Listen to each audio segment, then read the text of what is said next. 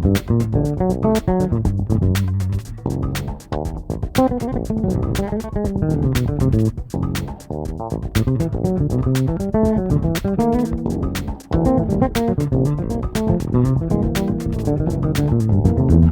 everybody, so I thought I might talk today about just working through playing arpeggios, but all the way up to the 13th. So we're going to play 1, 3, 5, 7, 9, 11, 13. What I'm going to do is just focus on a couple that I think will be really useful, otherwise it's going to be a very long video. So let's look at the fourth step of the major scale, okay? So on the fourth step of the major scale, we find the Lydian mode. So if we're in G major as our parent scale, G Ionian, the fourth step would be C Lydian, right? So if we play up and down the Lydian mode,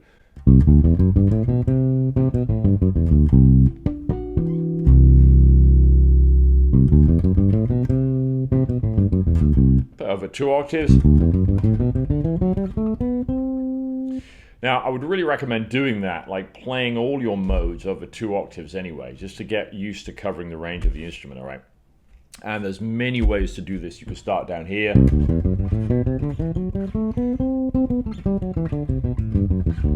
Start here and play more on the A string.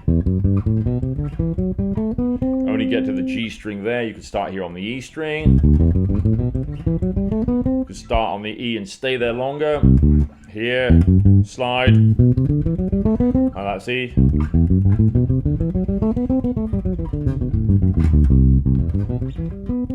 Yeah, many ways to play the same thing, which is one of the things that makes the bass kind of really good, but also more challenging because you have multiple options. If you're interested in that, there's a video on my website you can download and get hold of, which is the Fingerboard Mastery Part 1 and 2. That teaches you about some basic shifting, focusing really using the major scale, but how to play over 2 octaves and use slides and shifts, which if any of that is really new to you, you might want to check out. Anyway, so what I'm going to do now is I'm going to run the arpeggio for you. Now, if we just do 1, 3, 5, 7, we're not getting the extensions. There's like a triad that sits above the 7th in each case. We can see it. In some cases, if you look in theory books, you'll see discussion of upper structure triads, which is usually in relation to a dominant chord. But you can see a triad that sits on top of each 7th chord built off the 9th, which has the 9, 11, and 13. And that's kind of a cool way to look at it. So I'm going to show you this just with this Lydian derived. So really going to be a major 13, sharp 11, but it's also going to contain the 9 as well. So look, there's a couple of ways to play this. So I'm only going to use notes derived from the parent scale. So whether you're playing 13th arpeggios derived from the major scale, built off each step, or the melodic minor, or the harmonic minor, harmonic major, it doesn't matter. They're all going to use the DNA from the parent scale, all right? So we're using the notes from G major, so there's going to be an F sharp in here somewhere, all right? So if I play this, I'm going to go C, E, G, B. That's C major 7, but there's no F sharp in there, so we're not getting the sound of this mode yet at all, are we? That's just a major 7 arpeggio. We need to get to include the sharp 4 or the sharp 11 to get the sound, all right? So listen, we go C, E, G, B, D, F sharp. There's our sharp 11, and I'm going to go up to the A, which is the 13. Now, a couple of you might be asking, well, why is it called the 13 and not the 6th or the 11? Why isn't it called the 4th, etc.? Because when we see these added to chords, they're usually written as if they were added above the octave. So you add 4 to 7, which is the notes we have to play with in the scale. So you get 7 plus 4 gives you 11. It's the 11th, right? If you've got the 6th and you're going to add it in there, 7 plus 6 equals 13. It's the 13th. When you see a C major 13 or a C7 or a C13, which is a C dominant 7 with the 13th added, you need to quickly react and know, oh, if it's a C13, and when you see that, C and then the numbers, like number 13, assume that is a dominant, all right? It's not going to have a major 7. If we do this chord, we're going to call this a C major 13, sharp 11, okay? But I'm going to include the 9 in the arpeggio as well, all right? So check it out. Root, 3rd, 5th, 7, 9, sharp 11, 13. Now look at the fingering. I go, do that, and then shift. So the shape, what I'm playing is a C major 7, and then the D major triad on top, D, F sharp, A. You see how there's a D major triad sitting on top, C major 7, and then a D major triad on top. Let me show you a couple of different fingerings to play the C major 13 sharp 11, right? So you can play the C major 7, 1, 3, 5, 7, major third, right? 1, major third, perfect fifth, major 7, and then I go up to the D, the 9, the F sharp, the sharp 11, and the A, right? Now, what I might do is this fingering. Watch this. Instead of going and then shifting, I might do this. Now, why I like this is we're using the first to fourth as a consecutive shift. Look. That's one way to do it. C, E, G, B, D, F sharp, A. Come back down to, say the notes. A, F sharp, D, B, G, B, C. Here's another way. Now we're going to use extended fingering. Now, I'm going to add a caveat to this, that I don't love extended fingering lower down the neck. I don't think it's that great down here, right? But when we're up here on the neck, much more useful, yeah. So, check it out. So if I do this, what I'm going to try and do here is I'm only going to use it where I think it's necessary. And I like this. Watch this. I can go C, E, G, B, D, F sharp, A, right? But you could also do this. Another variation for you. Check it out. C, E, G, B, D, F sharp, A. Now, although this requires a bit more stretching on the fretting hands part, it's quite efficient. So as I move here, see I'm onto my first, right? Then fourth, then second, first, fourth. So it's mostly first and fourth. See how I do this?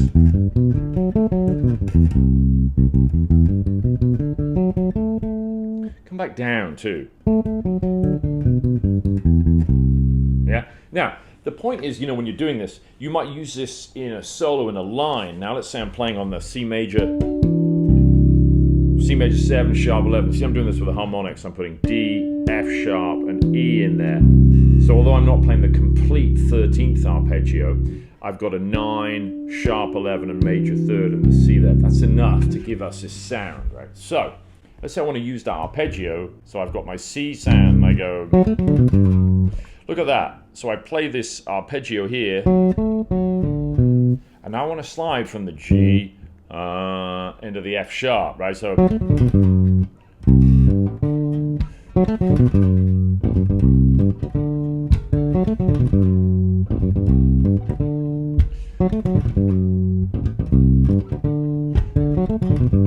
see what I mean? It works really well like that, doesn't it? It's really easy to play.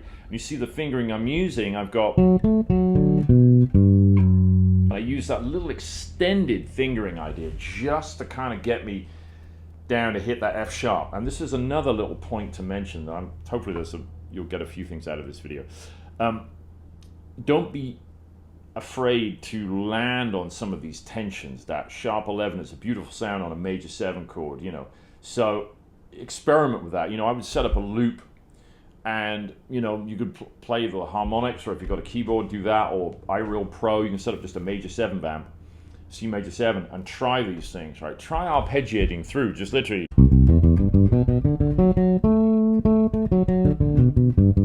And then try that. Try playing a little fill that uses that arpeggiated idea and land back on the F sharp there. I really like the sound of that.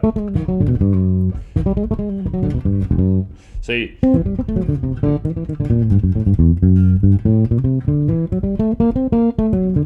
Now I'm going into C7 sharp 11. I start on a major, and then... So here I'm getting into Lydian dominant territory. So this is the other one I wanted to show you today. In the little playing excerpt I got for you here, you'll notice that I'm actually using that D major triad sound of that F sharp in the lines. Check it out.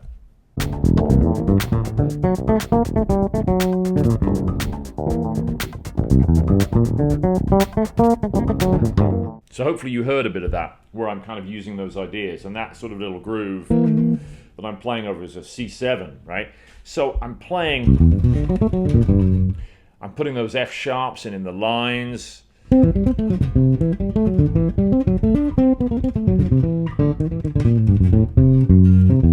Those those sort of things, right? They're all in there. So I'm really kind of thinking of this chord as a C7 sharp 11, right? Which is Lydian, but Lydian dominant in that case. And we're going to get to that one in a second too. So we did the fourth step of the major scale. Now we're going to do the fourth step of the melodic minor, right? We'll do the same root melodic minor. So we're going to do G melodic minor. We did G major, C Lydian. Now we're doing G melodic minor, C Lydian dominant. That's the fourth step of the melodic minor, the Lydian dominant mode, all right? Now, C Lydian dominant is identical to C Lydian major apart from it has a minor, not a major 7. So it's not too hard to get your head around. And you really should be doing melodic minor work at this point, all right? So any of you guys are following this channel, like get into learning the melodic minor, all right? There's a few videos I've done quite a while ago now. I'll probably be doing more.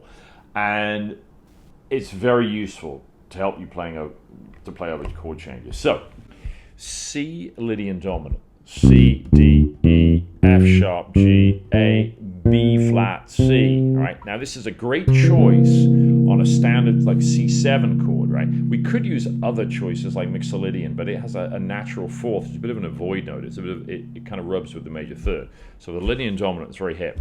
What I was doing in a little solo is using Lydian dominant an awful lot in that. So check it out. Have a listen to this.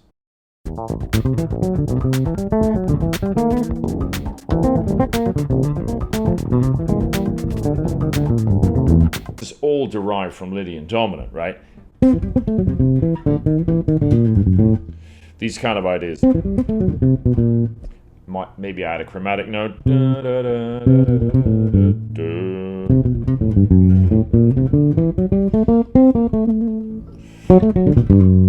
That lick here. So it's almost the same as going.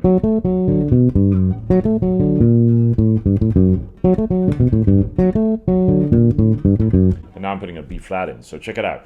Let's play the arpeggio up to the 13th. So this is like a C13 sharp 11, not C major 13, C13, which lets us know right away it's a dominant. So look, I go C, E, G, B flat, and we're still going to have the D major triad sitting on top. D, F sharp, A. It could be our upper structure triad now with our dominant sound. So we've got D, F sharp, and A, 9, sharp 11, 13, right? So I've got some different fingerings. So I could go.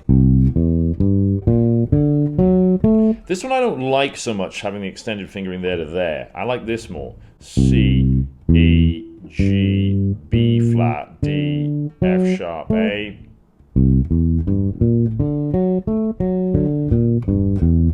Or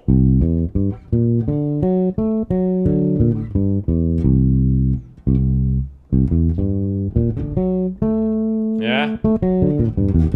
Now again, try it down here too, so that you could go C, E, G. Now I could go B flat, D, F sharp, A, or C, E, G, B flat. But you see, for me, then I have to go D, F sharp, A. I mean, for practice, that's great, but it's not very efficient, is it? So what I would probably want to do there is start thinking about, well, going, okay, I'm going to play where it's more efficient. So my C here is much more useful, yeah? So if I go C, E, G, B flat, D, F sharp, A, or C, E, G, B flat, D, F sharp, A, that works really well, all right? So there you go. There's a couple of cool things. You've got 13th arpeggios with a Lydian sound, all right, where we have the sharp 11 present in both. Now, your assignment, should you choose to accept it, is to run 13th arpeggios for every step of the major scale and the melodic minor, right? So, hopefully you enjoyed that. I thought it'd be kind of a cool thing to talk about. It's a great way to practice arpeggios. And please support the channel. Please like, subscribe if you haven't already. Go to my website if you haven't picked up stuff. I am keeping that 5-video bundle going through up till Christmas because I've had quite a few people picking it up, and obviously it's a really good deal. So that's on the homepage. You can find it there. It's down to it's right now it's $79.99. If you're watching this and it's before Christmas, it should stay that price for the next few days. So check that out. You can always hit me up about lessons too, and I will see you on the next one.